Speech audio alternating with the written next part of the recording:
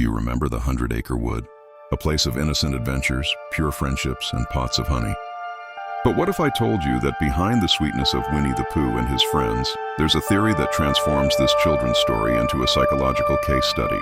Get ready to see your favorite characters in a new and unsettling light. The theory we're exploring today suggests that each inhabitant of the 100-Acre Wood represents a distinct mental disorder, and that Christopher Robin, the only human, might be at the center of it all. Let's start with Winnie the Pooh himself. His uncontrollable passion for honey, which leads him into risky situations and excessive eating, is often associated with binge eating disorder.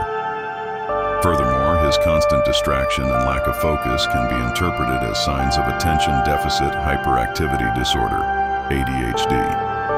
And what about Piglet? The little piglet is always apprehensive, worried about the worst, and easily startled. This constant and disproportionate anxiety is a vivid portrayal of generalized anxiety disorder. Our bouncy Tigger, with his inexhaustible energy, impulsivity, and need to be the center of attention, is a classic example of ADHD symptoms, especially hyperactivity and impulsivity, the organized and often irritable rabbit. His obsession with order, control, and perfectionism, especially in his garden, points to characteristics of obsessive-compulsive disorder, OCD. And who could forget the melancholic Eeyore? His persistent sadness, pessimism, lack of energy, and the feeling that nothing good can happen to him are clear symptoms of major depression. But the most intriguing part of the theory is about Christopher Robin. Some suggest he isn't interacting with real friends, but rather with projections of his own mind, each representing a psychological challenge he faces.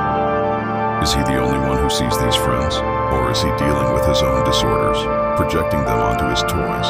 This theory, while not a formal diagnosis, invites us to look at stories we love with a more critical and reflective eye. It reminds us that mental health is complex, and sometimes, even in the sweetest fairy tales, we can find echoes of our own internal struggles. What do you think of this theory? Does it change the way you see Winnie the Pooh? Leave your comment below and don't forget to like and subscribe for more unsettling theories.